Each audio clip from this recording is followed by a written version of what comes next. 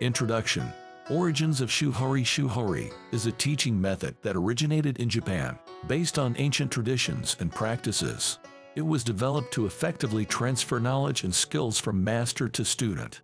This technique helps not only in martial arts, but also in other areas of life including art, music, and even business. Shu-Ha-Ri involves 3 steps: Shu to follow the master, Ha to move away from the master to develop one's skills, and Ri to achieve one's own understanding and mastery. This method helps the student not only master the technique, but also understand its deeper meaning, making it a versatile tool for achieving goals. Part 1. Shu. Teaching from the master. The first stage of the Shu-Ha-Ri method is called Shu. During this period, the student learns directly from the master, following his instructions and techniques. It is a time of total immersion in the subject being learned. The student carefully observes the movements of the master, analyzes his actions, and tries to repeat them with maximum accuracy. Not only physical practice is important here, but also spiritual perception, understanding the philosophy behind the technique. At this stage, it is important for the student to remain open to new knowledge. He can ask questions, discuss details, and receive feedback. This helps not only to consolidate the technique, but also to develop critical thinking. The master, in turn, imparts not only practical skills, but also cultural and ethical aspects that are important for a full understanding of the practice. The Shu stage helps to establish a strong bond between student and master, creating an atmosphere of trust and respect. This bond is the key to success, as it is what allows the student to further develop independently. By learning the basics, the student realizes that the path to mastery is not just a set of techniques, but a deep understanding that takes time and effort.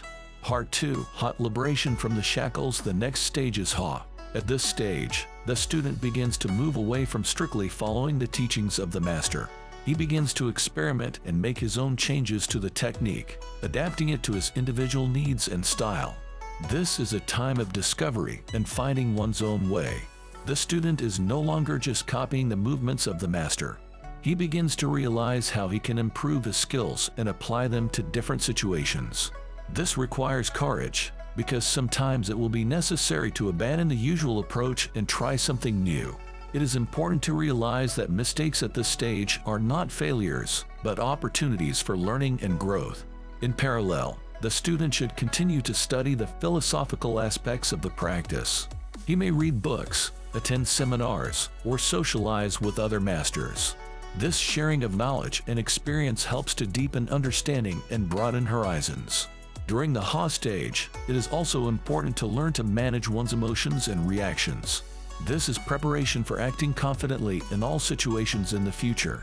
The student learns to be flexible and adaptive, which makes them more resilient and confident. Part 3. Ri. Reaching your own understanding. The third stage is Ri. In this stage, the student reaches a level of mastery where he not only understands the technique, but can create something new. He masters the knowledge so deeply that he can adapt it to any circumstance or situation. The student becomes a master of his craft, and his focus is now on his inner world and philosophy of practice. At this stage, it is important to remain humble and open-minded. Even after achieving mastery, the disciple continues to learn. There is no limit to perfection in the world, and there is always something new to learn. A student can become a teacher by sharing their knowledge with others, but it is important to remember their roots and those who have been mentors along the way. The inner understanding of practice at this stage becomes the foundation for personal growth and goal attainment. The student realizes that in fact, everything he has learned is a tool for self-expression and self-improvement. This stage enables him /her to not only succeed in his /her chosen field, but also to apply what he/she has learned to improve the quality of life. Conclusion. The path to success through Shu-Ha-Ri. The Shu-Ha-Ri method offers a unique approach to learning and achieving goals. It not only helps you learn new skills, but also develops a deep understanding of philosophy and culture, making the learning process more meaningful.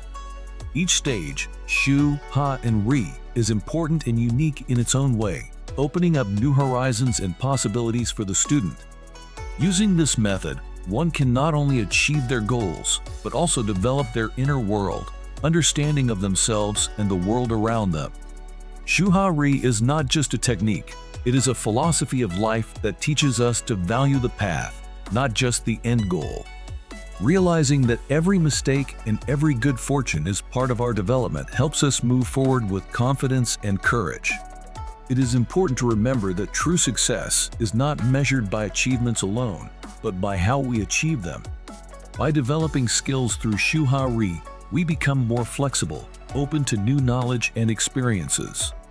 This approach allows us not only to grow as professionals, but also as individuals ready for new challenges. Thus, applying the wisdom of Japanese historians to our modern world allows us not only to achieve results, but also to find harmony between the pursuit of success and inner peace. Ultimately, our journey is a constant process of learning and self-improvement that enriches our lives.